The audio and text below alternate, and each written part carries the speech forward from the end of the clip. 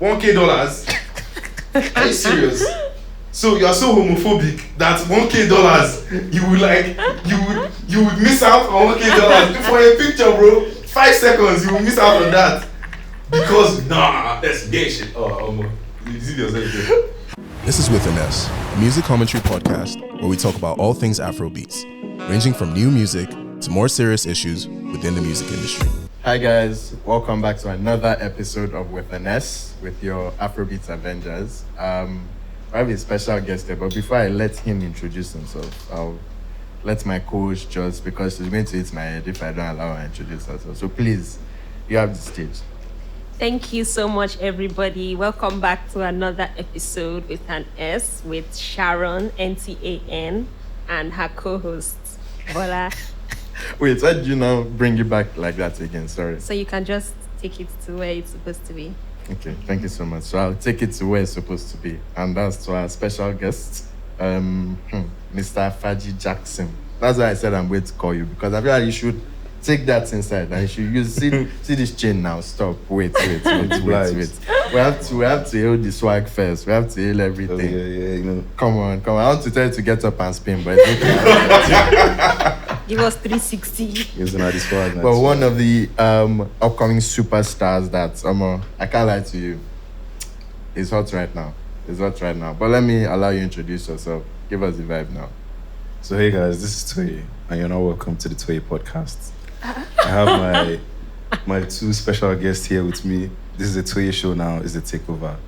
So just you're going to enjoy watching this, as I take them on a journey.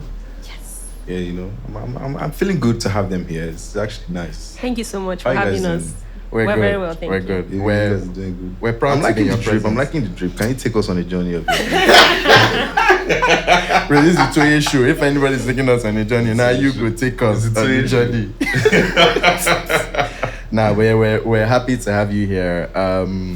We're happy with your vibe already. I can't lie to you. Like, No, I'm happy to be I can tell you guys, this is about to be a banger. This brother is about to. In fact, I'm going to tell you to stand up and spin. Don't do it. But I just want it on record that I said you should do it. If anyone says, why didn't you say it? Why didn't you try? And I'm going to say that I said it.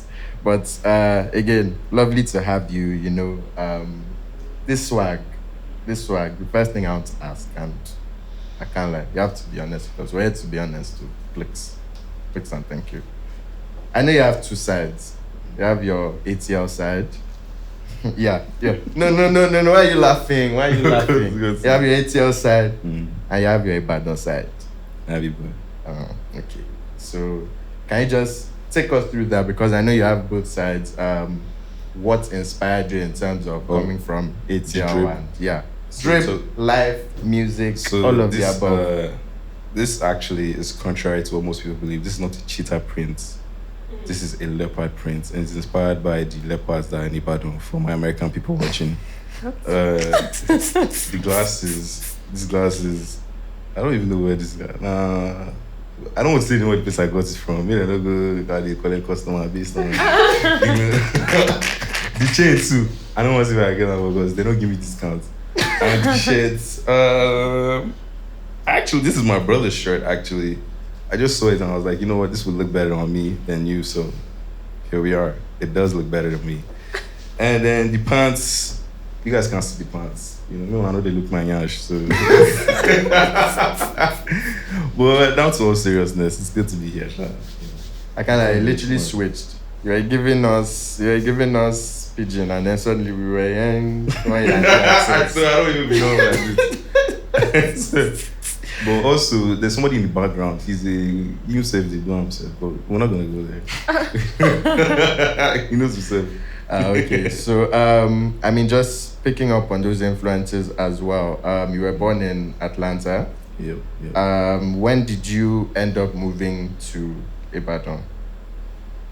I moved to IB when I was like 6, 7, and but actually moving to IB wasn't straight away.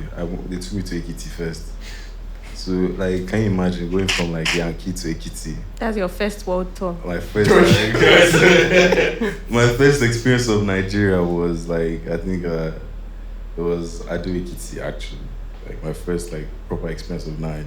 stayed there for a little bit, and then went to Ibadan.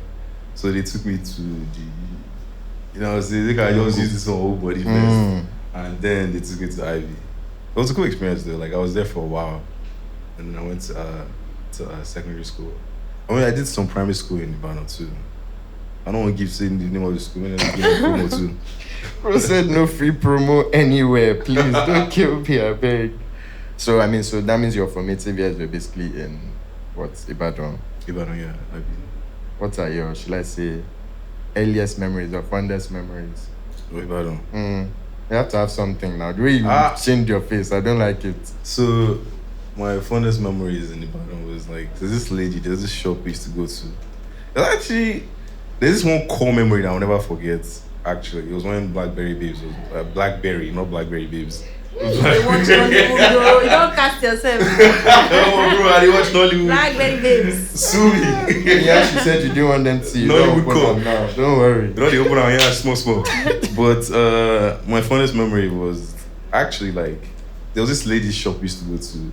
Her name was Tomab. So we used to call her mommy Tomab. We'll go there just to go chill, go do some stuff. Me and my guys at Johnny actually. So we'll go there, go chill, go like just catch the size, do whatever. And then at that time, I think I had got a Blackberry. I was quite young at this time. So going back home, this is what I said, people always saying about it is calm, but just listen to the story. So going back home, we used just to trek, because it was like a quick trek, maybe like 10 minutes trek from that place to home, to the crib. And it was on Sharp Corner. So if anybody in Ibadan knows like Ring Road, Sharp Corner, you know exactly what I'm talking about. So just walking back home, this guy just one time just approached me. I was like, because that time I had one small bull leg too. So this way you walk. You try just. That time I'm still like very Yankee-ish. Like I never get sense well for Nigeria. So the guy hold my leg like this. What are you doing like this? Next thing, I'm looking at the guy like hold, what the fuck? What the is going on? Okay, what the fuck is going on, bro? Like what's this up for here? Next thing. Like everything just comes and I'm like, okay, like nigga, get the fuck off me. Like push the guy off, start walking home. And within 2 minutes I realized, hey, this Blackberry don't go. And the guy called his bike, shout. I was looking like, okay, what the fuck is really good? Bro, like the way everything happened was, I kid you not, within under 1 minute, everything went down. Guy called bike, dipped or more. I was like, shit. Imagine that Blackberry actually, I borrowed it from my mom. So it wasn't actually my Blackberry. I was just using it to like, because Mom C wasn't really using phone. She didn't care about the mende when they inside the phone. So now me just use it, I'm like, show my classmates, they're like, yeah, y'all niggas ain't got it going on. I got it going on. I got a Blackberry. Do you have one? You know what I'm saying? Like, I didn't show them that time. Mom wanted to thief the Blackberry. I like, the worst part was having to go home, trek in the hot sun, for impending doom. Oh my God. I got go finish like this. I didn't have to like, after I said this to my mom for like 1 hour, 2 hours. I was just waiting for her to ask. I just asked like this, bro. I choked like slab that dish, but that was a life lesson. Now, like, I don't even like niggas touching me, bro. That was like traumatic experience. Touching me, like, yo, nigga, what the fuck? You better back the fuck up, nigga. But yeah, that was a very cool memory. The bad child. Honestly, I didn't expect us to get there, but I mean, fair enough. I can't That's shout. how my mind works, man. I swear, I still think about that guy. I know what he looks like. So I promise you, if I see you outside, it's on site, bro. It's on site. You give me iPhone 16, pay it forward. Has any of you ever been pickpocketed before? I actually haven't. You have not? I haven't either. Oh my God, I'm with some Ajabos right now. No, I can't lie to you. My tailor knows me. He makes my pockets very deep. So my phone is usually at like my knee. So you want the guys touch me well if and just hold your hand. I've actually caught caught a woman someone that goes say pickpocket you. You don't suspect. Some people are just really aware. Like it's hard to pickpocket, like me, for instance. Yeah. So like I'm always. I would assume it would be very weird if a man came to you and started touching you, trying to pickpocket your pockets. Yeah, that's true. No, dude, like. Nigga, get it. Ola, stop what you are doing. I know what you are doing. But please, let us move on. I mean, maybe like, what if it was like maybe like a club setting? You know, you got 1 or 2 drinks going down, feeling good.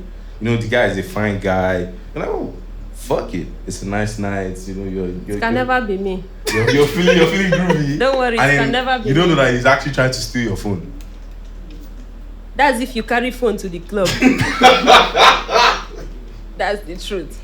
But I want to actually know something, right? Yeah, talk to me. You just narrated this very, you call this a life-changing experience, Oh really. yes, for sure. PTSD. So, like taking it back to the music, right? How has this like affected how you approach your music? Has it in any way affected how you approach your music? Yes, I don't like posting snippets because I'm very worried everybody's a thief. So if I post my snippets now, one hungry upcoming artist will just say, this one the new way. Next thing I hear my lamba on top of the own thing, and it's like I'm not the type of person that will go online and say, "Oh, you stole my shit." Yeah. It's like shit. Charge it to the game, you know. Has this ever happened to you before? Oh fuck no! I'm too careful for that shit. I don't even send my music to my guys. If you want to listen to it, come to my house. Don't kill me. I Okay. beg. So, what were some of your earliest music influences, or who? I feel like I had different phases for people. The first one was P Square for sure. P Square, like I can see it. It was like, oh yeah, the game is over. I gotta agree to that. For sure, P Square. That was the first, because I think that was like the first CD they bought me. The other CDs in the house, but the first one they gave me was P Square with the music videos. So we used to watch everything. This not temptation. Like, bro, I'm not saying this to make you guys feel old. I'm sorry, but you guys are my first CD that I got. And then the second one was the Banj. So I had phases like, we were just like, okay, when I saw them, I was like, oh, I want to do this too. I want to sing and dance. I mean, the dancing part kind of fell off a little, but you know, I do want to sing. And then the Banj, it just came with the eras, like. So I won't say it wasn't one person. It was just like, but I remember like during the Davido and Wizkid era, that was when I knew, okay. Because before I had very big delusions of going to go and sing R&B in America. RIP to that dream. But when Davido and Wizkid started, that was when I saw this young nigga doing dun dun dun. I'm like, oh mommy, I want dun dun dun dun too. Fuck. You know what I'm saying? And that's how that whole thing I came about, seeing Wizkid too, Fine Boy, Holla, Chiba, you know. That was when like I decided, okay, yeah, I want to like do Afrobeats too. Oh, you know, low-key, there wasn't a name for it at that time. It was just Nigerian music. It was just called Nigerian music. Nigerian music. And at that time, it was cool not to do Nigerian music, not to listen to Nigeria. Like, yo, you listen? No. I listen to Chris Brown here, bro. You know, but they made it cool. Like, you know what I'm saying? Shout out to the band and P Square, but like, I feel like for the young niggas, we know when the switch started. It was that era. That's when I was like, okay, shit, this is like cool to listen to. Because before we used to like, did anyone else do this where you like be in boarding school, or like, if you went to boarding school, like you guys would just sit down and start dissecting people's lyrics? Oh, for sure. For sure, 100%. Bro, we used to wait. For all these albums to come out, and we'll just sit down, we'll start arguing. We'll start writing the lyrics. Of I course. said, What Writing did it you mean? yourself. So, I have a question. Who came under fire the most in your own time, like in your own school? Who like was the person that like was going to dissect his lyrics to make fun of what the fuck that person is saying? Feel free to say it. I won't say it, but feel free. Just say you. Why won't you say it? How you ask I us think- question? You said this is a The high Toyé Show and you chance, don't bro. want to. No, but that's why I'm gingering you people to speak up. I feel like mine would be Mocheda. Wait, No. You guys should stop that. hey, I'm just asking. What did she say? Don't laugh. Okay, I'm Don't not laugh. laughing. I'm dead ass. Women, a message to you. A woman called a woman. What are men doing? They are laughing. Now mine will be Mocheda. Say your own. We're waiting. I can't lie, mine was really Ice Prince, but that was popular. Ice Prince. Yeah, Yes, that's I know, but he was spitting though. Yeah, that's the thing. But people, it was, should I say, cool to make fun of it.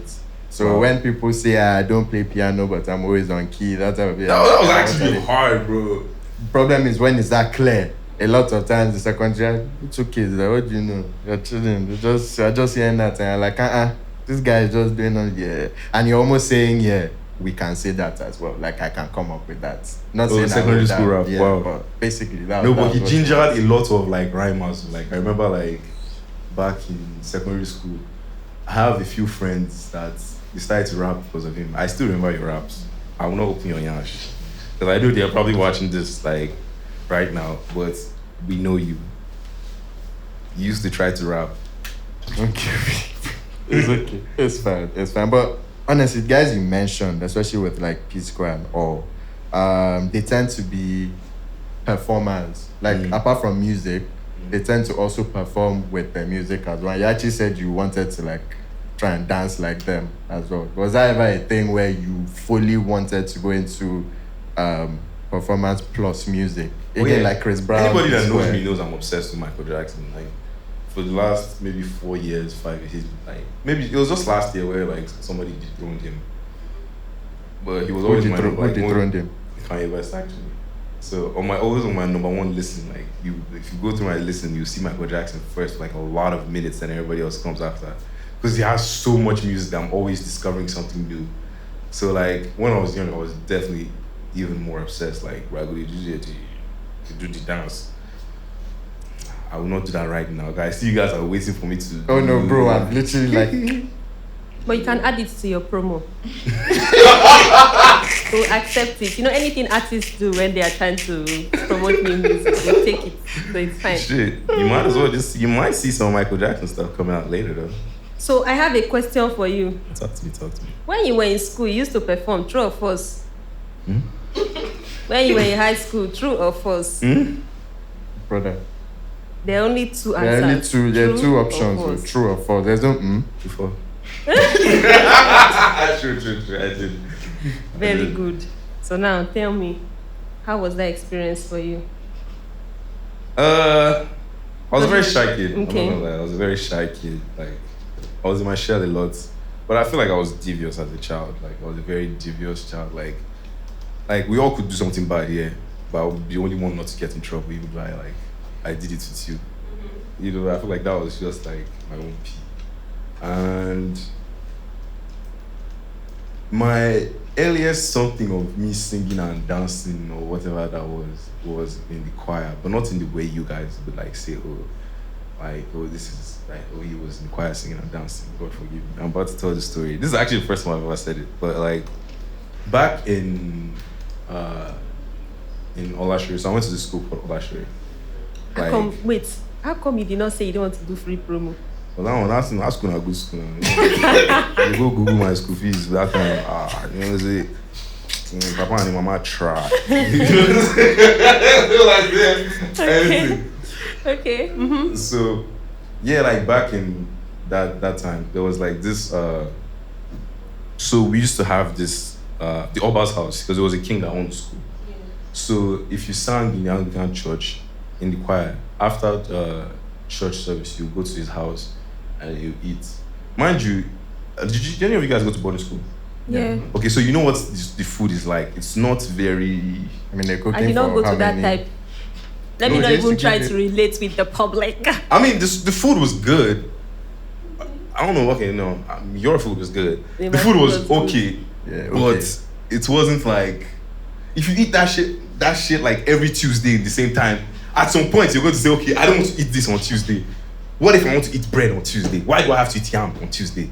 You know what I'm saying? Mm-hmm. At some point, you will rebel, whether I like it or not. We are not in jail. We are in school. Mm-hmm. So the only thing that happened was, all right, in his house, they will serve the best food ever. He had a mini petting zoo there, and he wanted me to stay inside the school. Of course, I was going to go and sing in choir so I can go and eat there after something. It was very, very good motivation. That's what I did. I went after school. I went there to go and eat at his house. From there, we would do 1 or 2 choppings. That's actually even where I found out about whiskey to holler at your boy. Mm-hmm. I was at the king's dining table. Bro, here as in a coronation, I was at the king's dining table when they played that song for me. I was like, oh, this is the new song. This is what's popping. So yeah, like that was my own pee. Like I used to go there because I didn't really care to sing. Like I had this very big main character complex. So I was like, I can sing better than everybody here. Realistically.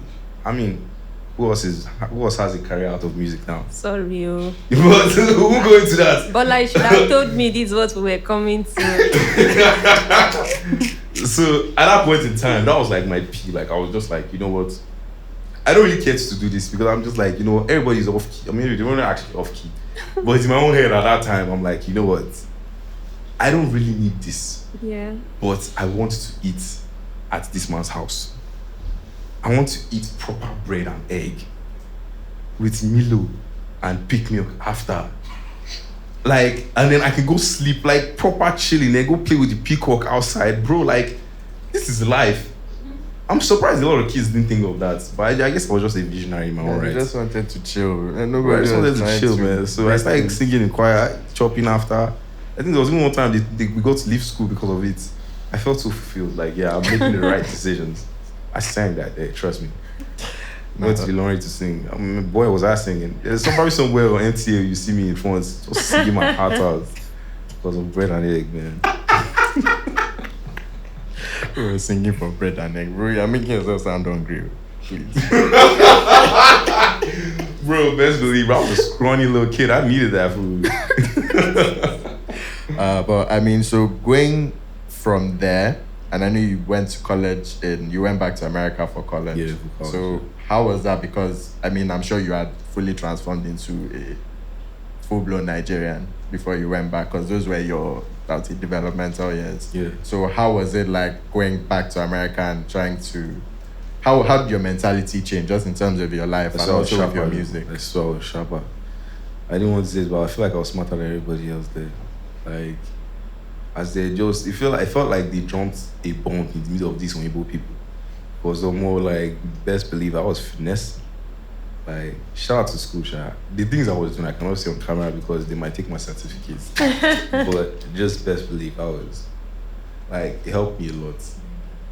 That's actually mad. So at what point do you think you would say you were like, okay, yeah, I'm actually going to drop something? Because I know you were on SoundCloud at first. Yeah. I know you dropped Shayo as well. So what should I say went into that for you to say, okay, you know what, I'm actually going to start dropping, I'm going to get a following on SoundCloud and seeing how I can push this? What was your plan in terms of pushing music? Well, there was no plan, though. I just made people hear me. It was just like, you know what, I think one of my homeboys took me to a studio. So he was singing that day, and once again, my main character complex told me, you know what, you do better than this nigga. Here in the booth. When I freestyled something, I was like, oh, is this really still your song? But you know? So you went to studio and it wasn't even for you? It wasn't for me. It wasn't for me. I just like went as Atachi, and then before you know it. But the guy is up now. Let me know what's in Emeka is in money, bro. It's good that he stopped musical. If not, maybe we want upcoming artists like that. Like, bro, the guy is in money now. Shout out to him, bro. Like, you know what I'm saying? At some you guys might even know him, but like, he is up. Emeka, if you are seeing this, I'll send my answer to you soon. And my own too. I didn't even know Emeka. Thank you. Would send All our of us. answers. Emeka, thank you so much. We love you. Shout out to you, Emeka. But that nigga's up, bro. Fair enough. I've said it 3 times, so just know that. No, the way you said it, I know that, okay. So Emeka be shining. Clearly. Emeka be shining. So, I mean, alright, so I think I've been holding off on mentioning Shopping Spree off Davido's The Better Time album. And, I mean, firstly, the fact that you were actually credited for writing on that, I thought that was actually your this is it moment. And back that you would look at it as I'm actually here. I can do this for real. Like, I have to believe in myself, because the way that went about and the way that song went as well, how did you feel? And how did that even come about in sense of you writing alongside Young Thug as well on that? Yeah, so that experience, it definitely gave me the validation I needed. Because, like, prior to that, I was still just, like, you know what I'm saying, doing my thing. But, like, it wasn't for a career yet. It's just like I knew I wanted to do this, but I didn't have something to give me that validation where I was like, you know what, bro, trust me, you can do anything. So that's that one, because the way the whole thing happened, Seth, it was just like, okay, like, this is definitely like enough to show you that, bro, don't listen to anybody else, just listen to yourself, you know. And that showed me that I particularly don't like taking advice from people just because of that. Just because at the end of the day, like, it showed me that in this life, just be delusional. Like, be very, very delusional. Like, bro, for anybody, will just be delusional. If you believe that you can own a jet, start moving like you're about to do a jet. Like, start making your plans in, like, you know what I'm saying? Just be very, very intentionally delusional. Don't let anybody tell you any otherwise. You know what I'm saying? Like, this podcast now, it took a delusional person to say, okay, you know what? I'm going to put out a podcast and everybody's going to care about what we are saying on this podcast. Because what we are saying is just so important that, like, people must care about it. Like, you have to admit that's some level of delusion, right? Fair enough. I hear that. You have to be very delusional on this stuff. So I think that just showed me that don't worry. Like, bro, if they pick my head, you will know say this one in something don't go far. It's just a very delusional person, and that's fine, bro. But I feel like that's how you should live. Okay. So actually I want to ask you, where would you say you're based now? Because have you moved back or do you still? I think I'm back and forth, but I think I'm mainly in Lagos now. Mainly in Lagos now. I still jack about if TP stress me out. How would you say that move has, let's say, impacted your music career? And would you say music was one of the reasons why you moved back? Would I say music was one of the reasons? Why you moved back? Music was the only reason I moved back. But it's like, bro, a reverse jackpot for waiting. Not be like, I'm because of musical. Because I think it took seeing or more. I just felt like it wasn't working the way I wanted to over there. And I just felt like I'm too local to be in Atlanta singing with like Quavo, all of them. Start from there, bro. Not be my way with that. I was like, here I feel more comfortable. I feel not even comforting, say like keeping me like together, but more like I feel like all I have to do here is just attack this, do this. You know what I'm saying? So yeah, that was the main reason why I came back here. So I want to talk to you about the label you're signed to, that is Human Resources. Why did you do like that? I feel like you've been excited to see that. When I heard about it, I was like, Human Resources. Yeah, Is that how you pronounce it too? yeah, human resources, yeah. You don't do Human Resources. No, I just even type them like that for swag. It's not essentially JF. You see, I'm putting your business out there. He types it for swag. It's not actually. Yeah. Okay, so like Human Resources, right? It's like home to notable artists like Ray, Lance Fo, and like a lot more other artists, right? Ben Fires was there, so. Are you serious? Yeah, why did you leave? Now I can say why did you leave? I don't know. Maybe you have inside gist. I don't get inside gist. Wahala. Okay, let's come back. So like, how did you get involved with them? Like, tell us your origin story with Human Resources. So just for the record, Human Resources has my distribution. Yeah. You know what I'm saying? Yes, I am signed with them. But I think it started through my management, Femi. Femi had brought it like, yo, they're interested. And then, I was like, okay, it's cool. I had, like, at that time, there was, like, a few people, like, actually, like, looking for the boy, because as a hot boy, people could find you. So it was a few people that just, you know what I'm saying? But I felt like Human Resources was the one place where, like, I still got to keep the essence of myself. I didn't, because they let me do my thing. And I appreciate that so much of them, like, you know what I'm saying? It's whatever I want. I tell them, I tell them, like, okay, this is how I want to move. Yeah. And they just give me the support of whatever I want to do. They advise me, obviously, telling me, okay, this, that. But it felt like this is the only way I could truly keep my independence. Because in Nigerian music now, if you don't get person where they back you or something where they back you, you go pray, bro. Go they pray. TikTok self no VIP alone. Say, bro, many people they get TikTok hits now, but not only small picking phone they go there. No go anywhere past that. So it was like I knew that I needed some kind of backing, and they were ready to help me in the sense of just maintaining that independence. Yeah. But funny enough, me actually getting it, that's what you're asking, like, how did that happen? Me actually getting it, like, we was in talks, but it took me going to LA to meet them, like, in person. So if you're any businessman that's trying to do a deal remotely, you might want to book that flight for someone. There's nothing like that in-person meeting. Them meeting you, understanding your essence, understanding the fiber of who you are. And funny enough, it was that trip that inspired the song Quarter Life Crisis. Okay. Most people would think that like I wrote that song in Nigeria. No, sir. That song was written. It was written on the flight back to Atlanta from Los Angeles. I was got. LA breeze. I've spoken about that LA breeze before. I'm on attention. That place give you my attention, bro. It's in your mind. Me say, you get what to do, bro. Nah, wait. So, was that the first song you wrote on the project? No. The first song I wrote was Say Bye. On the project was Say Bye. Okay. I like that you even brought us there. Because before we even go into the music, firstly the name and cover art. I feel like you were extremely intentional about both. Everything. Especially I was intentional about everything. With the fact that, in fact, now I was going to explain cover art, but I think I should allow you speak about it because I mean, go ahead. I would like to hear. Just hear my own interpretation. Okay. Yeah. So, I mean, firstly, everything's nice there. Seems like you're in paradise. But nigga, you ain't happy.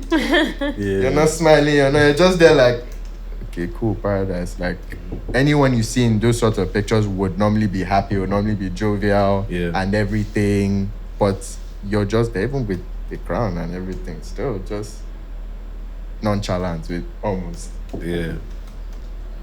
So with the album cover, like you can see different things there. Just like I'm literally on the floor in this place that looks like paradise. There's a crown on the side. I'm not wearing it for some reason. And then if you look around, you see like the grasses and the lilies and all that stuff. But if you can see this red tint on there, it's all burning. You know what I'm saying? So it's like, literally, there's problems in this place that's supposed to be paradise, per se. And I'm basically just like losing my shit. You know what I'm saying? But like, at this point, I'm at like, when you booty talk, I'm like wit's end or something like that. Like, I just like, I'm done. You know what I'm saying? So this is just showing people at that point in time, like, this is it, you know, like, I've gone through a lot now, and I guess this is just the way to like show my story in that. So every song in there, like literally every song, is like, there's a story behind every song. There's a story that has been like, there's a message in every song. No matter how it might feel like cruise or whatever, but there is something there that you can take away, you know, for every mood. Would you say the music came first or the concept? I'd say the concept came first.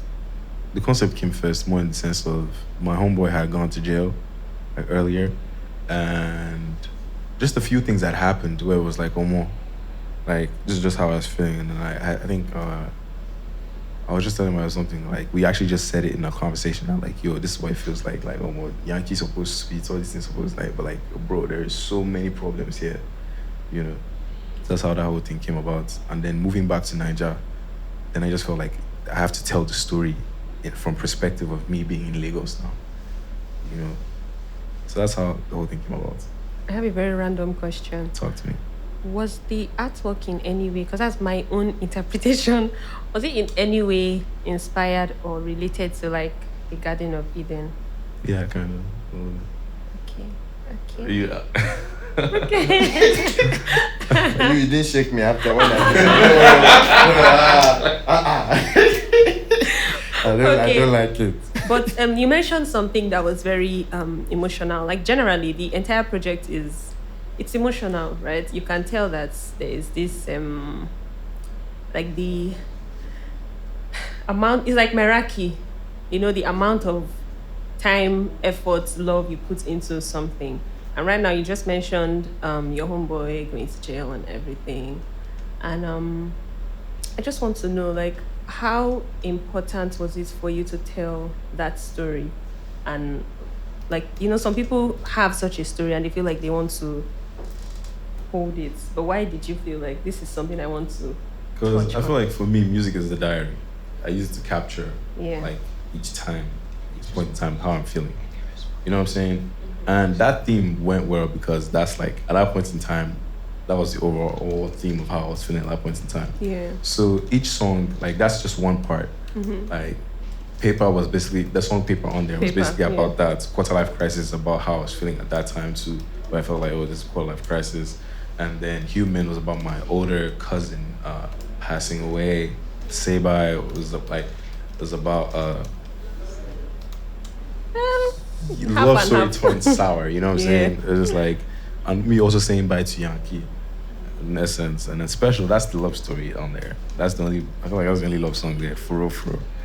You know, and then just other songs. Every song has like their own interpretation. But the only two songs I just really like about Cruise, but still have some kind of message, is Faji Jackson and Lolly. Yeah. So Faji Jackson, that came about with me and DJ Tag. I think we had listened to a lot of Michael Jackson that day, and it was just, well, let's just do some vibes, some vibey shit to this, and then that's how that bass line. It was the bass line that started with dum, dum, dum. It kind of reminds me of the MJ a little. So like if MJ now Fuji artist, or like how would this come out? So we just ended up like creating the whole song, and then shout out to Santi, he hopped on it, and that's how we have that vibe there. Speaking of cruise, right? Recently, Drewski was in Lagos. So we saw you guys, hanging out, besties. So how did that come about? We have a lot of mutuals. Like we have a lot of mutual friends based on the ETL effect. ETL. You know what I'm saying? So when he was coming here, I was like, yo, y'all good? Like, what y'all do? You know what I'm saying? Like, you guys are coming to my city. So I hit up Eddie. I was like, yo, Alpha, are you guys good? Like, do y'all got it? Who's helping you guys handle all of this? No more. He was like, yeah, pull up. Like, what's popping? And then I think I had met Drew in passing once in Atlanta, but it wasn't like on the something. So we kind of chopped it up this time, like Lake or somewhere, because we're literally from the same neighborhood in ATL. Okay. Like, literally the same neighborhood. Like if I went to high school in Atlanta, I would have gone to the same high school with him. Yeah. So it was just like, I think that's how we just connected. Like, oh yeah, like so we have similarities. I also have one other random question. So you have like two experiences, the Nigerian and the Atlanta experience. How different are those two experiences? Very, very different. Like talking about how Drewski was like pretty much your neighbor. It's like, how is that like there versus here, what you've seen? Like in what sense? So you just called him, oh, hey, you're coming here. You guys were not particularly so close, right? So there's this thing that happens whenever, like, even happens with like a lot of Niger guys too. Yeah. Whenever you're not in the same place, like you're not in the same environment as where you guys usually are. Yeah. Like now, me and Karma now, like if we weren't close in Lagos, but we end up seeing each other in Portugal, Yeah. a land of many white people, and we're basically the only few black people here, we would band together because we're coming from the same place. Like it's easier for us to be together than for us to be with, you know what I'm saying? So it's just like there's that thing that always like helps bring people closer together. Because like I've been with people here who came to Atlanta and like we all just end up becoming closer in ATL just because like they're out of their own comfort zone, they're out of their space. You know what I'm saying? Because they're still kind of strangers to that place. So it's just like that familiar face in a way, it helps a lot when you're meeting people. Yeah. Okay. That's interesting. Actually, you spoke a lot about let me just say money.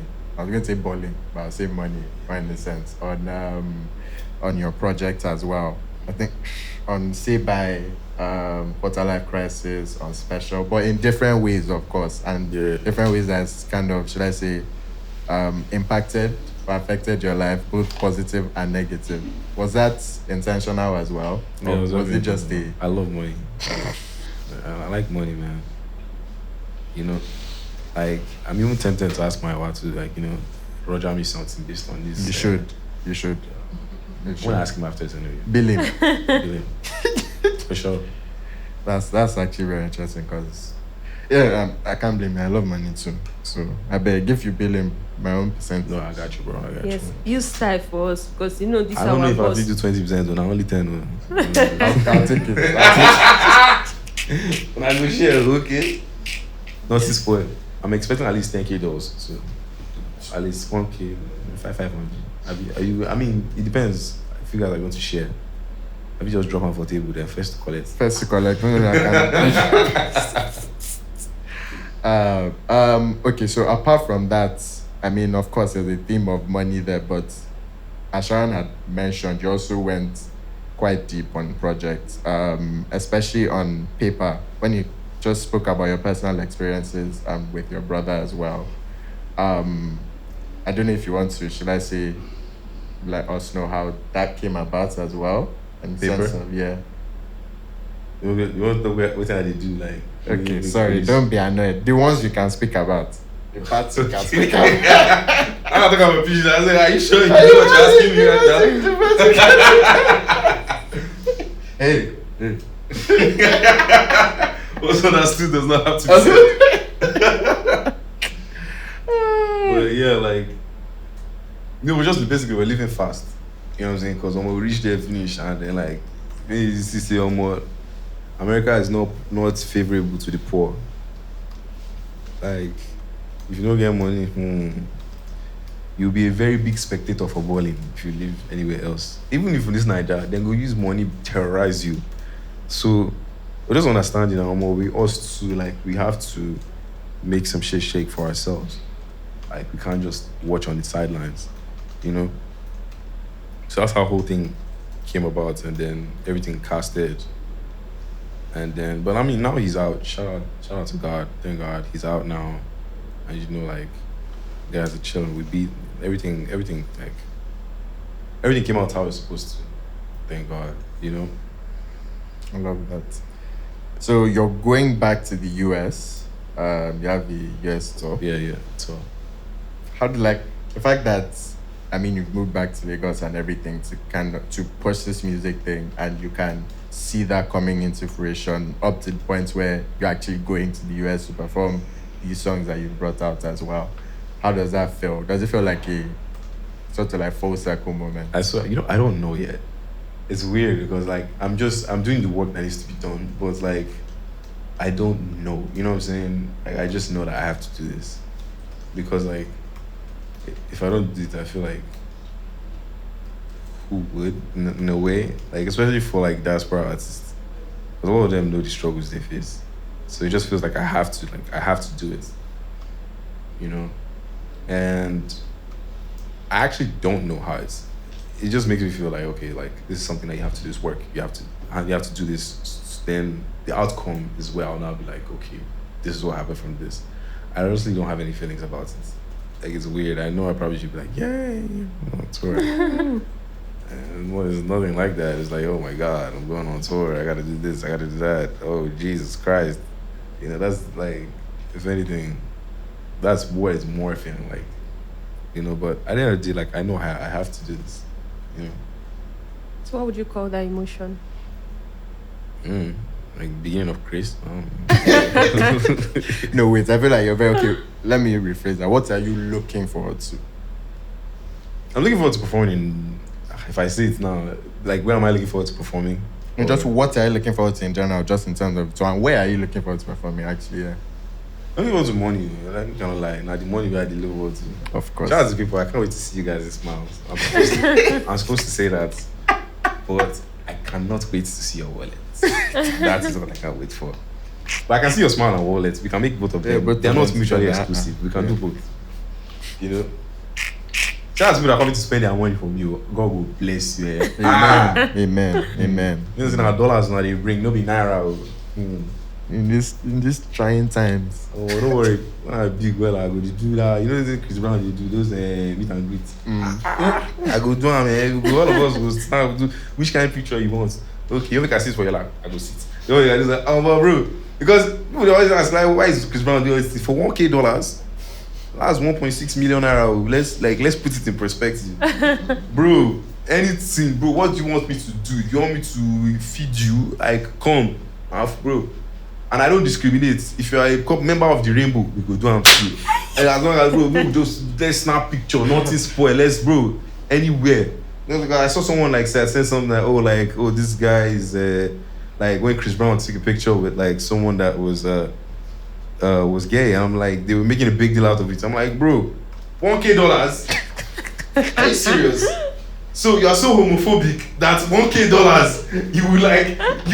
you would miss out on $1K for a picture, bro. 5 seconds you will miss out on that because that's gay shit. You see yourself. Bro, the funny thing about these Nigerians, like I know this is like debate is small, but the funny thing about Nigerians is they are homophobic till money comes in the picture. Those people they do gay for pay. Nigeria way homophobic pass anywhere. I did not think of very dark man something. I was like, what? Bro, these niggas are so homophobic that it's so hard for me to fathom.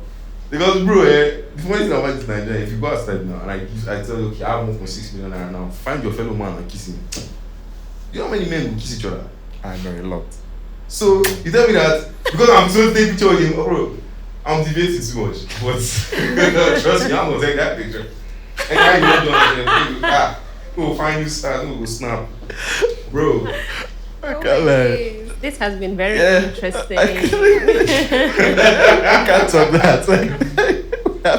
We have to end it. Nah, bro, like it's been very, very this has been fun. Honestly, I told you guys at the beginning. People that believe me, shout out to you. The ones that didn't believe me, thank you for getting here, I guess, and seeing that I was right.